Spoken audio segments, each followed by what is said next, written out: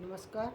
MHD 6 के अंतर्गत आज हम वापस से प्रगतिवादी विचारधारा के विषय में चर्चा करेंगे। तो कल मैंने बताया था कि समाज के दो वर्ग हैं, एक शोषक और एक शोषित वर्ग। शोषक वर्ग हमेशा संख्या में कम होता है, लेकिन वो जो है शोषित वर्ग है, यानी जो शोषित वर्ग है वो बड़ा होता है, और शोषक वर्ग हमेशा उसके ऊपर एक तरीके से उसका एक तरीके से दबाव होता है। वह शोषित वर्ग के श्रम का शोषण करता है। इससे इन दोनों वर्गों के बीच संघर्ष की स्थितियाँ पैदा हो जाती हैं, यानी वो उसके श्रम का शोषण करता है, जिससे कि जो शोषित वर्ग है वो अपनी आवाज़ उठाने के लिए मजबूर हो जाता है। यही वर्ग संघर्ष है। मनुष्य का ज्ञात इतिहास वर्ग संघर्षों का इतिहास है कि यही वर्ग है कि एक उच्च वर्ग और एक नीच वर्ग, या फिर एक शोषक और एक शोषित वर्ग। मार्क्स का ये भी मानना है कि जिस वर्ग का समाज की राजसत्ता पर नियंत्रण होता है वह उस पर वैचारिक नियंत्रण भी रखता है। यानी समाज की राजसत्ता पर जिसका नियंत्रण होता है, जो चीज़ चल रही होती है और जिस समय चल रही होती है, उसी का जो है जो उस समय का जो समाज होता है उस पर भी उसी का वैचारिक नियंत्रण होता है, यानी उसी की बातें चर्चा में ज़्यादा आती हैं, और वही अपने दबाव जो है अपने बनाने में समर्थ होता है। वर्ग संघर्ष के कारण सामाजिक संरचनाओं में बदलाव आता है। इसी बदलाव के कारण मानव इतिहास दास युग से सामंतवाद और सामंतवाद से पूंजीवाद के दौर में पहुंच गया। लेकिन इसी युग में शोषक और शोषित वर्ग रहते हैं। यदि सामंतवाद में दास का स्थान किसान लेता है। अब यहाँ भी एक वो है कि एक तरफ सामंतवाद में यदि दास का स्थान है सामंतवादी समाज में, तो वो किसान के रूप में देखा जा सकता है। और वहीं जो दूसरा जो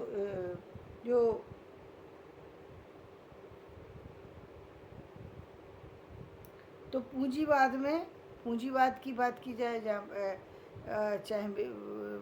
चाहे हम फैक्ट्री की बात करें या किसी व्यापार या बिजनेस की या कुछ भी, जहाँ पे मजदूर की ज़रूरत होती है, तो वहाँ पर वो जो पूंजीवाद जहाँ पर पैसा लगा कर के किसी काम करने की बात होती है, तो वह मजदूर वर्ग की जो है वो प्रभावी होता है। इसी तरह दास मालिकों से सामंतों और सामंतों से पूंजीपति वर्ग तक सत्ता का हस्तांतरण होता है। वर्ग समाज में शोषित समाज का शोषण समाप्त नहीं होता, लेकिन उसे पहले से अधिक अधिकार मिलते हैं और उनकी सामाजिक, राजनीतिक और आर्थिक स्थिति में सकारात्मक बदलाव आते हैं। जब व्यक्ति अपनी बात कहने में समर्थ हो जाता है, यानी जब बात रखने लायक हो जाता है और उसकी बात सुनी जाती है, तो उसके पूरे व्यक्तित्व में भी बदलाव आ जाता है। मार्क्स और एंगेल्स का मानना था कि शोषित वर्ग को शोषण से मुक्ति तभी मिलेगी जब वह पूंजीपति वर्ग को हटाकर खुद सत्ता पर नियंत्रण करेगा। और मार्क्स और एंगेल्स वो दोनों ये मानते थे इस शोषित वर्ग को तब उस समय तक जो है इस शोषण से मुक्ति नहीं मिलेगी जिस समय तक ये धनवान नहीं बन जाते। इनको धनवान बनना पड़ेगा, हर हालत में अपने स्थितियों में सुधार लाना होगा, तब इनका शोषण बंद होगा। इसका मतलब फिर वापस से लौट करके यदि आप देखें तो क्या हुआ कि जब तक व्यक्ति आर्थिक स्थिति से संपन्न नहीं होता, पद से संपन्न नहीं होता है, या फिर हम कहें कि सामाजिक स्थान में बड़ा नहीं होता, तब तक जो है व्यक्ति दूसरे पर अपना अधिकार नहीं बना पाता। मार्क्स ने कहा था शोषक वर्ग को सत्ता पर दोबारा न आने देने के लिए सर्वहारा वर्ग का अधिनायकत्व स्थापित करना होगा। इसे वे समाजवाद की अवस्था कहते हैं, और इसे वे संक्रमण की अवस्था भी कहते हैं। इसे समाजवाद की अवस्था कहते हैं और संक्रमण की अवस्था क्या, देखिए क्या है कि जब आदमी कमज़ोर होता है ना, तो वो वहाँ यदि आप कहें कि जैसे एक बड़ा अधिकारी अपनी एक बात रख कर के सारे व्यक्ति उसके साथ में चलने लगेंगे, लेकिन वहीं जब किसी छोटे व्यक्ति को अपना काम कराने की आवश्यकता हो जाए, तो वहाँ वो जब तक एक जैसे व्यक्ति सब एक समूह में नहीं जुटेंगे, तब तक उस उनके लिए किसी भी काम को कराना नामुमकिन है। क्योंकि कोई भी उनके होने को ही, उनके वजूद को ही नहीं स्वीकार करता। ये मुख्य बात है कि जहाँ कमज़ोर हुआ व्यक्ति, चाहे धन से कमज़ोर हो, चाहे किसी और पद से कमज़ोर हो, या किसी और तरीके से कमज़ोर हो, जाति से कमज़ोर हो, उसका शोषण तय है। तो जहाँ जाति की बात है वहाँ तो व्यक्ति कुछ नहीं कर सकता। भाई जिस जाति में व्यक्ति पैदा हुआ है उसमें बदलाव वो नहीं ला सकता। लेकिन जहाँ पद की बात आती है या पैसे की, दोनों स्थितियाँ व्यक्ति की बदल सकती हैं, और उस पर प्रयत्न व्यक्ति को करना ही चाहिए।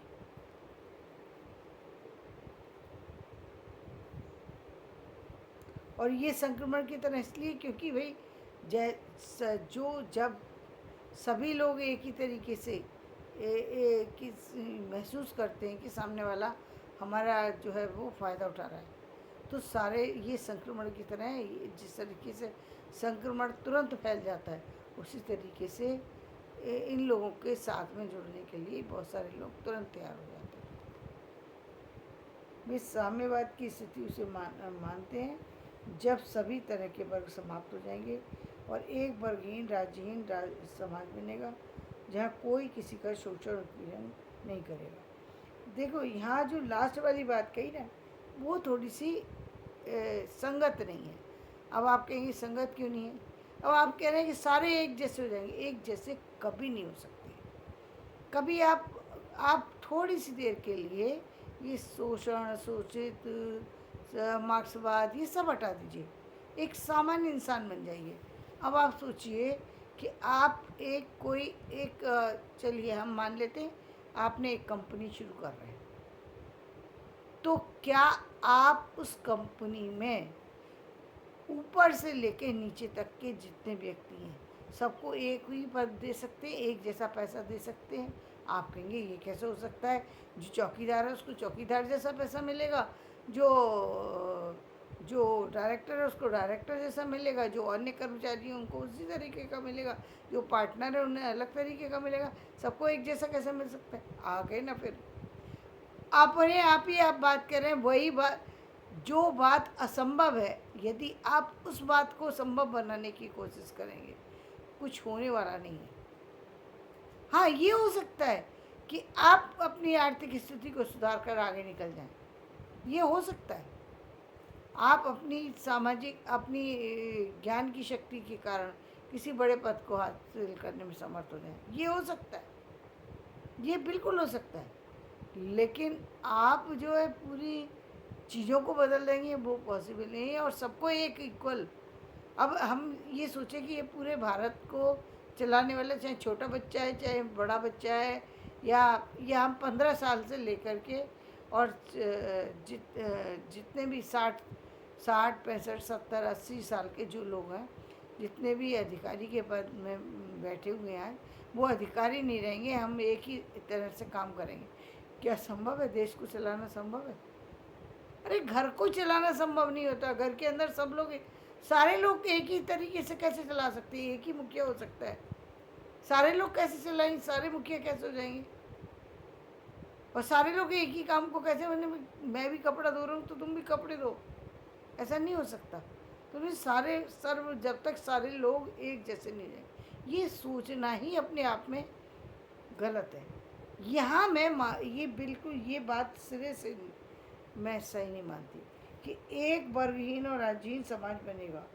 तो ये वर्गहीन और राज्यहीन समाज कभी होना संभव नहीं है। यानी एक देश है उसमें राज्य ना हो, ये भी पॉसिबल नहीं है, और कोई वर्ग ना हो, ये भी पॉसिबल नहीं है। जब सामान्य कंपनी, सामान्य व्यवस्था को बनाने के लिए हमें कई सारे पदों की आवश्यकता पड़ती है, तो इस समाज को चलाने के लिए, इस जीवन को बदलने के लिए भी हमें हर चीज़ की आवश्यकता पड़ेगी। ना ही हम सबको एक जैसा पैसा दे सकते, ना ही एक जैसा मान सकते, ना ही एक जैसे पद पर चल सकते। तो ये तो बिल्कुल ही ना समझ वाली। जब आप भी उस पद पर आ जाएंगे तो आप भी उसी तरीके से बात करेंगे। और इसका प्रत्यक्ष उदाहरण जो है, अभी आप दिल्ली की सरकार में आप समझ सकते हैं कि दिल्ली की सरकार कौन है। पर बहुत सी बातें ऐसी कही जो नहीं कहनी चाहिए थी, कह दी। और वो इसलिए कही थी क्योंकि उस समय जब आदमी पद पर नहीं होता तो बहुत सारी बातें ऐसे ही बोलता है कि उसे लगता है। अभी अभी आप बच्चों को देख लीजिए ना, बच्चे जब छोटे होते हैं, जब जब 30 साल की एज होती है, 35 साल की एज होती है, अपने माँ बाप को सबको उनको लगता है कि ये लोग तो पता नहीं क्या बातें करते हैं, ये हमारे कोई मतलब की बातें नहीं। जब खुद उसी पद पर पहुँच जाते हैं तब उनको लगता है ऐसा ही होना चाहिए था, जैसे हमारे बड़े बुजुर्गों ने किया ऐसे ही जीवन चलना चाहिए। तब मानना स्वीकार कर लेते हैं, लेकिन पहले नहीं स्वीकार करते। तो जहाँ अड़ना है वहीं अड़िए, वरना उसका नुकसान होता है। अभी कुछ दिन पूर्व एक बहुत ज़्यादा ड्यू वगैरह उसमें हुआ, उसमें क्या, मैं भूल गई, अभी नाम नहीं आ रहा मुझे, JNU। और वहाँ पर आज़ादी चाहिए, आज़ादी। अरे यदि आपको इतनी आज़ादी प्यारी है तो इतनी मेहनत करके DU में एडमिशन क्यों लिया?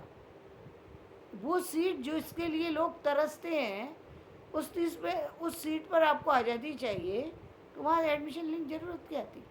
यानी ये इसका मतलब हुआ कि कभी कभी कुछ बातें व्यक्ति जो है वो दूसरों से प्रभावित होकर के बोलने लगता है।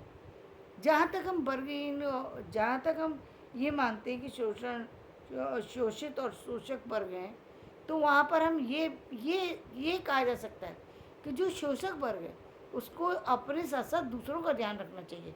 ये बिल्कुल सही बात है।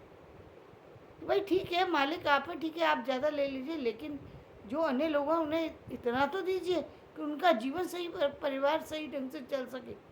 क्योंकि आखिरकार एक मजदूर के काम के बिना आपका काम आगे चल नहीं सकता।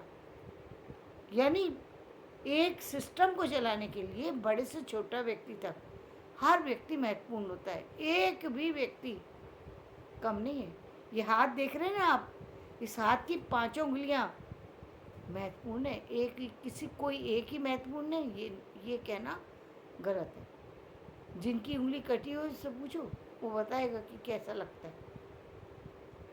शरीर में जो अंग बनाए गए हैं वो सब सिस्टम से बनाई गई है, इसलिए वो बातें ना करें जिनसे नुकसान होगा। जिससे फ़ायदा नहीं होगा, नुकसान होगा, वो बातें करें जिससे फ़ायदा हो, आपको फ़ायदा हो। हाँ, आप बड़े पद पर पहुंच सकते हैं। हाँ, आप ये कह सकते हैं कि सैलरी बढ़ाई जानी चाहिए। ये बात समझ में आती है, ये बात समझ में आती है। यदि आप यदि 8 घंटे से ज़्यादा लेंगे काम, तो उसके आपको डबल ड्यूटी का पैसा देना पड़ेगा। ये बात मानी जा सकती है, बिल्कुल मानी जा सकती है। भाई ये जायज़ है, ये जायज़ है, तो शोषण अपने आप मिट जाएगा। शोषण को मिटाना है, शोषण के तरीके से बात करो ना। आप इस तरीके से जो मार्क्सवाद की जहाँ तक बातें और थी वो चीज़ें, लेकिन मुख्य बात हमारा पॉइंट क्या है, प्रकृतिवादी विचारधारा में मार्क्सवाद कहाँ से आ गया? इसलिए आया क्योंकि जो समाज का सिस्टम चल रहा होता है उस समय, जब आप साहित्य लिख रहे हैं, जो बातें चल रही होती हैं वही आपके साहित्य में भी आती हैं। जैसे इस समय टेक्निकली चेंज जो हुए हैं उसका प्रभाव साहित्य में जो लिख रहे होंगे उन लोगों के साहित्य में आएगा। इस बदलाव की रचना के बारे में बात करेंगे। अब वो ये नहीं दिखाने की कोशिश करेंगे कि तांगे कैसे चल रहे हैं, कि तांगे में बैठ कर की सवारी जा रही है। अब वो दिखाएंगे कि एरोप्लेन में व्यक्ति कैसे उड़ करके जाता है। तो समय, चीज़ें बदलती हैं, समय बदलता है तो पहनावे से लेकर के और ज़िंदगी के तक बदल जाती है। ज़िंदगी के तौर तरीके, सारे चीज़ें बदल जाती हैं। तो पूरा साहित्य बदल गया ना, पूरा साहित्य बदल गया ना। आधुनिकता की जो चीज़ है वो सारी इसमें आई। भाषा बदल गई पूरी तरह से। अब इस समय अब इंग्लिश हो गई है, इंग्लिश नहीं है अब, हिंदी भी नहीं रही, इंग्लिश भी नहीं रही, अब इंग्लिश चल रही है। यानी जो बाईलैंग्वेज भाषा हो गई है अब व्यक्ति शुद्ध हिंदी बोले तो उसका कोई फ़ायदा भी नहीं है। फ़ायदा मैं इसलिए नहीं कह रही कि वो फ़ायदा वैसे नहीं, फ़ायदा तो होता है लेकिन हर व्यक्ति उसको नहीं पढ़ना चाहेगा। आज के बच्चे इंग्लिश मीडियम से आ रहे हैं, वो भागते हैं। संस्कृत हमारी पीछे जो छूटने का कारण था उसका यही था कि संस्कृत जो है बच्चों को लगने लगा ये एक बर्डन की तरह से दिखने लगी। जब कोई भाषा को लचीला बना दिया जाएगा तो उसमें बच्चों को इंटरेस्ट आता है। इसीलिए आपने देखा होगा मेरे पिता जो है पूरी तरह एक भी शब्द किसी और अन्य भाषा का उन्होंने यूज़ नहीं किया है अपने साहित्य में, लेकिन मैंने 2011 के बाद पूरी तरह ये मान लिया कि जीवन में बदलाव लाना बहुत ज़रूरी है। जब तक आप समाज के साथ नहीं चलेंगे तब तक आप आगे नहीं जा सकते। ठहराव आ जाएगा ज़िंदगी में। आपको आगे बढ़ना है तो समय के साथ चलना पड़ेगा। समय के साथ से जुड़ी हुई बातों को ही साहित्य में उतारना भी होगा। लेखनी का धर्म में ही यही है, क्योंकि साहित्यकार तो सोचता ही आगे का, इसलिए तो कह रहा प्रगतिवादी। उस समय भी प्रगतिवादी युग था और देखा जाए तो अभी इस समय भी प्रगति हुई है, बहुत बड़ी प्रगति हुई है। तो धन्यवाद। मैं अपना वीडियो यहीं समाप्त करती हूँ। मेरा वीडियो पसंद आए लाइक करें, शेयर करें और सब्सक्राइब करें।